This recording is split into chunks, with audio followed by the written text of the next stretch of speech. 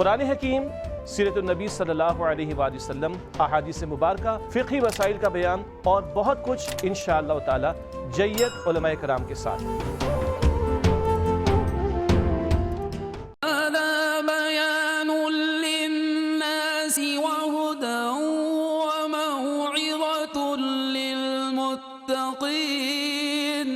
یہ قرآن لوگوں کے لیے واضح بیان ہے اور ہدایت ہے اور پرہیزگاروں کے لیے نصیحت ہے۔ بسم اللہ الرحمن الرحیم۔ اللہم رب اشرح لی صدری ویسر لی امری واحلل عقدۃ من لسانی یفقہوا قولی۔ اللہم رب زدنی علما وعملا صالحا مقبولا۔ قرآنی ہدایات پروگرام کے ساتھ آپ کا میزبان لیاقت حسین اظہری حاضر ہے۔ ہم نے گزشتہ پروگرام کے اندر سورہ فاتحہ کی پہلی آیت کریمہ اور سورہ فاتحہ کے اسماء کو ناموں کو ذکر کیا گیا۔ یہ نہایت ہی مبارک صورت ہے۔ اس صورت کے آغاز میں اللہ تبارک و تعالیٰ کی حمد کا ذکر ہے کہ وہی حمد کے لائق ہے، وہی تعریف کے لائق ہے، اس لیے کہ وہ رب العالمین ہے، سب کا پالن ہار ہے، وہ ہمارا خالق بھی ہے، وہ ہمارا مالک بھی ہے اور ہمیں پالنے والا ہے۔ اور یہ جو کلمہ حمد ہے یہ شکر کو بھی لازم کرتا ہے کہ انسان شکر بھی اللہ کا حمد کے ساتھ کرتا ہے۔ اگلی آیت کریمہ کے اندر فرمایا الرحمن الرحیم، نہایت رحم فرمانے والا اور بہت مہربان ہے۔ اللہ اکبر۔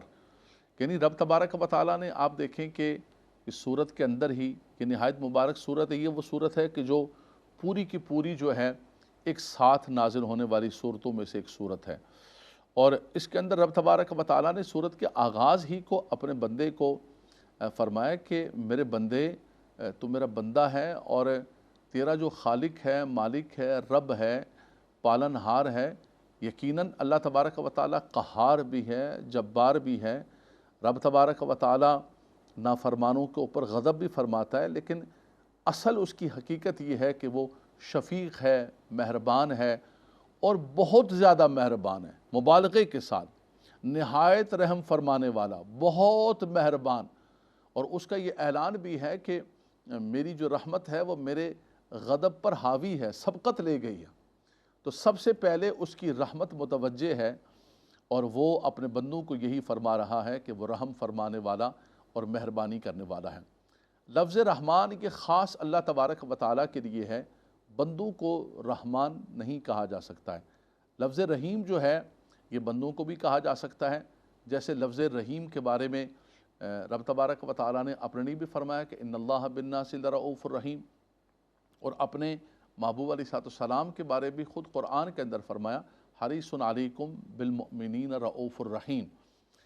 تو رحیم لفظ جو ہے وہ بندوں کے لیے بھی استعمال کیا جا سکتا ہے۔ یقیناً رب تبارک و تعالیٰ ازلی طور پر ہے، اور حضور علیہ السلام کو جو رؤوف فرمایا، رحیم فرمایا، وہ رب کی عطا سے اور رب تبارک و تعالیٰ کے اذن سے ہے۔ لیکن لفظ رحمان جو ہے یہ صرف اللہ تبارک و تعالیٰ کے لیے خاص ہے۔ اس میں صرف عوام الناس کے لیے ہمارے بھائی اور ہماری بہنیں سن رہی ہیں کہ اگر کسی بچے کا آپ نام رحمان رکھیں تو اس کے ساتھ عبد لگائیں، عبد الرحمن، اور اب جب آپ اس کو پکاریں تو رحمان نہ کہیں بلکہ عبد الرحمن، پورا اس کے نام کو توڑیں نہیں اور لفظ عبد کو نہ ہٹائیں، رحمان رحمان نہ پکاریں، رحمان کو بلاؤ نہیں، عبد الرحمن کو پکارو۔ ہاں یہ ہے کہ عبد الرحمن آپ نام رکھ لیں، اس کا کوئی نک نیم اور پکارنے کے لیے کوئی اور دوسرا نام رکھا جا سکتا ہے، لیکن جب یہ نام رکھیں تو پھر پورے کا پورا پکاریں۔ الرحمن الرحیم، نہایت رحم فرمانے والا، بہت زیادہ مہربان۔ سبحان اللہ۔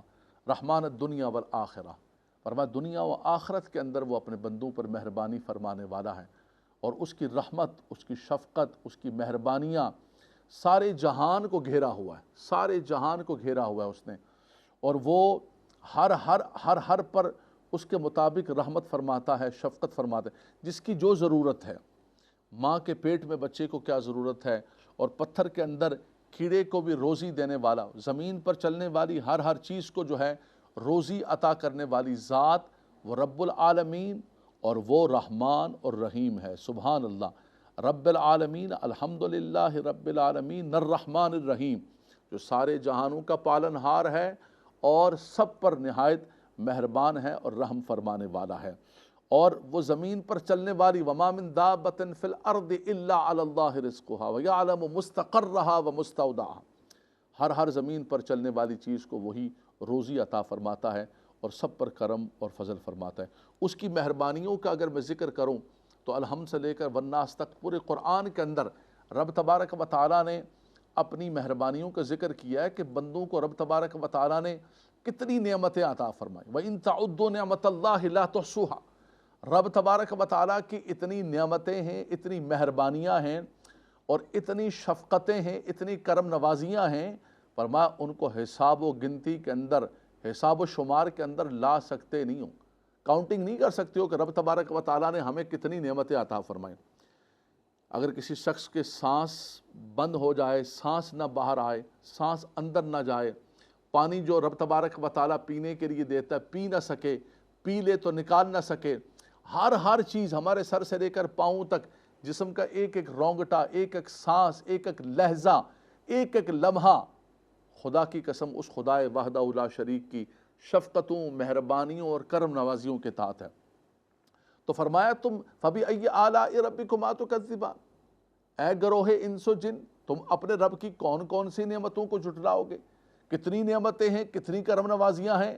اس لیے کہ الحمدللہ رب العالمین الرحمن الرحیم، وہ سارے جہانوں کا پالنہار ہے، اپنوں کو، غیروں کو، سب کو عطا کرنے والا ہے۔ یعنی اس کا کرم دیکھیں آپ کہ اس نے اپنی ربوبیت کا، اپنی مہربانیوں کا اعلان بھی فرمایا کہ وہ سب کا رب ہے، سب کو پالنہار ہے، سب کو پالنے والا ہے۔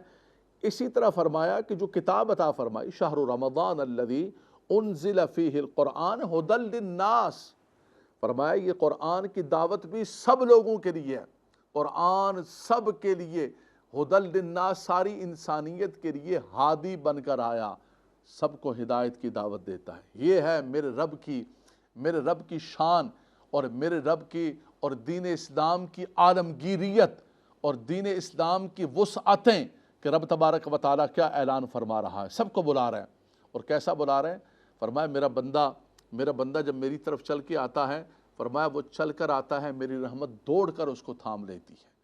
فرمایا وہ میرا ذکر کرتا ہے، فاذکرونی اذکرکم، میں اس کا ذکر کرتا ہوں، وہ تنہائی میں کرتا ہے، میں تنہائی میں، اور وہ جماعت میں کرتا ہے تو میں اس سے اعلیٰ جماعت کے اندر، فرشتوں کی مقدس جماعت کے اندر اپنے بندوں کا ذکر کرتا ہوں، اس لیے کہ وہ رحمان ہے، وہ رحیم ہے، وہ رحم فرمانے والا اور بہت زیادہ مہربان ہے۔ مالک یوم الدین، روز جزا کا مالک ہے۔ دیکھیں رب تبارک و تعالیٰ نے اس زمین و آسمان کو پیدا کیا، الذی خلق الموت والحیات لیبلوکم ایکم احسن عملا، انا خلقنا الانسان من نطفۃ امشاج نبتلی فجعلناہ سمیعا بصیرا۔ رب تعالیٰ فرماتا ہے ہم نے انسان کو عدم سے وجود عطا فرمایا، انسان کا کوئی نام و نشان نہیں تھا۔ هل اتی علی الانسان حین من الدہر لم یکن شیئا مذکورا، عدم سے وجود عطا فرمایا، انسان کو سمیع بنایا، بصیر بنایا، لیکن کیوں پیدا کیا؟ نبتلی ہی، فرمایا اس دنیا کے اندر امتحان کے طور پر، یہ دنیا دار الامتحان ہے، ہم نے انسان کو اور موت و حیات کو اسی لیے پیدا کیا، لیبلوکم ایکم احسن عملا، تاکہ آزمائیں کہ تم میں سے کون زیادہ اچھے اعمال کرنے والا ہے۔ انا جعلنا ما علی الارض زینۃ لہا لنبلوہم ایہم احسن عملا۔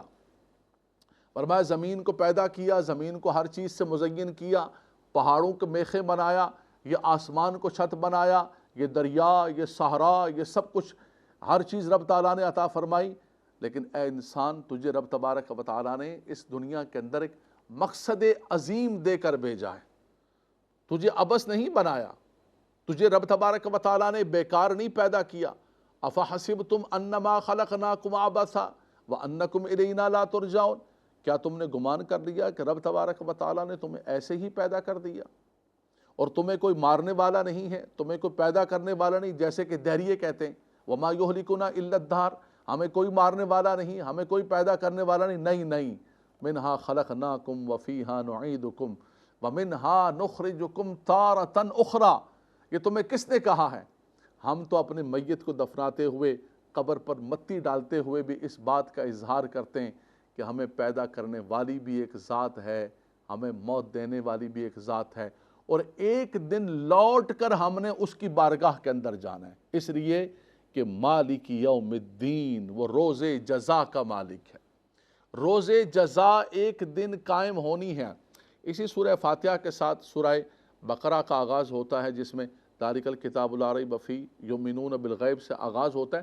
آخری جو جملہ ہے کہ وبالآخرۃ ہم یوقنون، فرمایا کہ مومنین متقین اس بات پر ایقان رکھتے ہیں، یقین رکھتے ہیں، ان کا ایمان کامل ہے اس بات کے اوپر، الذین یظنون انہم ملاقو ربہم، کہ انہیں ایک دن اپنے رب سے ملاقات کرنی ہے، رب تبارک و تعالیٰ کی بارگاہ کے اندر جانا ہے، کھڑے ہونا ہے۔ وَأَمَّا مَنْ خَافَ مَقَامَ رَبِّهِ وَنَهَى النَّفْسَ عَنِ الْهَوَىٰ فَإِنَّ الْجَنَّةَ هِيَ الْمَأْوَىٰ، جو اس بات سے ڈر گیا کہ اسے رب تبارک و تعالیٰ کی بارگاہ کے اندر جانا ہے، کھڑے ہونا ہے، کھڑے ہو کر حساب دینا ہے، اللہ اکبر، تو پھر وہ کیا کرے گا؟ اپنے آپ کو نفسانی خواہشات سے بچا کے رکھے گا۔ نفسانی خواہشات سے جب بچائے گا تو فَإِنَّ الْجَنَّةَ هِيَ الْمَأْوَىٰ، اس کا ٹھکانہ پھر رب تبارک و تعالیٰ فرماتا ہے کہ جنت ہے۔ تو ایک بندہ مومن جب اللہ تبارک و تعالیٰ کی حمد و ثنا کرتا ہے، اس کو رحمان و رحیم مانتا ہے، تو وہ اس بات کا بھی اقرار کرتا ہے اور اس بات کو بھی اپنے ایمان کے اندر، اپنے عقیدے کے اندر اور اپنی زندگی کے اندر شامل کرتا ہے کہ وہ روز جزا کا مالک بھی ہے۔ اگر ایسا ہوتا کہ یہی دنیا ہوتی ساری، تو پھر تو ظالم ظلم کرتے کرتے اور مظلوم ظلم کو سہتے سہتے مر جاتا، اور اگر کسی کو انصاف نہ ملتا تو اس دنیا سے لوگ چلے جاتے۔ فرمایا نہیں، اگر کسی شخص کو اس دنیا کے اندر انصاف نہیں ملتا ہے اور وہ ظلم سہتے سہتے چلا جاتا ہے، تو رب تبارک و تعالیٰ کی بارگاہ کے اندر ایک روز جزا ہے، جس دن ایک نظام عدل لگے گا، جو حساب و کتاب کا دن ہوگا، جزا و سزا کا دن ہوگا۔ فرمایا اس دن رب تبارک و تعالیٰ لمن الملک اليوم للہ الواحد القہار، آج کس کی حکومت ہے؟ وہ کہاں گئے طاقتور؟ وہ کہاں گئے دنیا کے اندر بادشاہتیں کرنے والے، رعایا پر ظلم کرنے والے؟ وہ کہاں گئے صاحب اقتدار و صاحب قوت اور ظلم کو بپا کرنے والے؟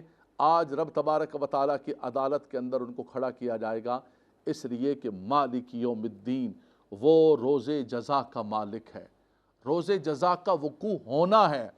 اس بات پر ایک بندہ مومن اپنے عقیدے میں، اپنی بنیاد میں، اپنے اساس میں، اپنے شب و روز میں، اپنے ایک ایک لہجے کے اندر، اپنی گفتگو کے اندر یہ بات کو سمجھ لے کہ ما یلفظ من قول الا لدیہ رقیب عتید، جو کہو گے اس کو محفوظ کیا جائے گا، جو کرو گے کرامن کاتبین یعلمون ما تفعلون، جو کچھ تم کرو گے کرامن کاتبین اسے محفوظ کر رہے ہیں، ایک جملہ محفوظ ہو رہا ہے، ایک ایک ایکشن محفوظ ہو رہا ہے، ساری چیزیں محفوظ کی جا رہی ہیں۔ اور فرمایا ایک دن اللہ کی بارگاہ کے اندر جب عدالت لگے گی تو وہ سب کچھ سامنے آ جائے گا۔ اقرأ کتابک کفی بنفسک اليوم علیک حسیبا، فرمایا پڑھو اس نامہ اعمال کو، پڑھو اس کتاب کو جو دنیا کے اندر تم کرتے ہوئے آئے ہو۔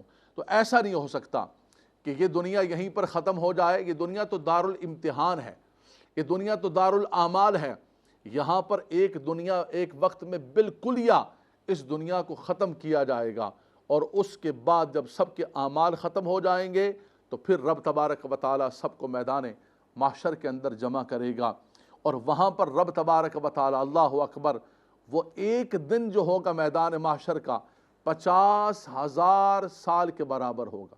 کان مقدارہ 50,000 سنہ، یہ رب تبارک و تعالیٰ نے خود فرمایا۔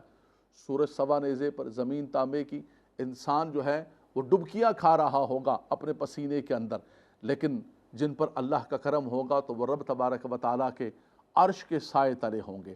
تو ناظرین کرام، سامعین کرام، قرآن کو سننے والے، قرآن سے ہدایات لینے والے، سورہ فاتحہ کے اندر بندہ مومن کو، ایک قاری کو، ایک قرآن پڑھنے والے اور نماز پڑھنے والے کو، ہم 5 وقت کے اندر نماز پڑھتے ہیں، کتنی رکعتیں ادا کرتے ہیں، ہر رکعت کے اندر سورہ فاتحہ پڑھنی ہے، یا تو مقتدی اکیلا پڑھے گا یا امام کے پیچھے پڑھے گا۔ قراءۃ القرآن لہو قراءۃ، امام کی قراءت ہی تمہاری قراءت ہے، تم سنو گے امام کیا پڑھ رہا ہے۔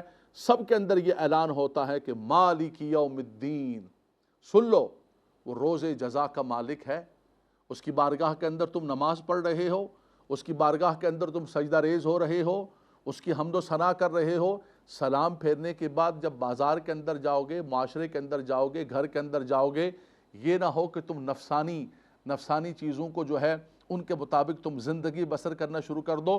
اس روز جزا کو بلا بیٹھو، اس آخرت کے دن کو بلا بیٹھو۔ اللہ اکبر، اللہ اکبر۔ ہم بچوں کو یسرنا القرآن پڑھاتے ہیں تو وہاں پر بھی اس بات کا اعادہ کرتے ہیں کہ رب تبارک و تعالی ہر چیز کا مالک ہے۔ والبعث بعد الموت، ایک وقت وہ آئے گا کہ یہ زندگی کا سارا نظام لپیٹ دیا جائے گا اور پھر اللہ تبارک و تعالیٰ کی بارگاہ کے اندر ہمیں کھڑا ہونا ہوگا۔ تو حضرات گرامی، قرآن مجید فرقان حمید کے مضامین کے اندر ایک جو مرکزی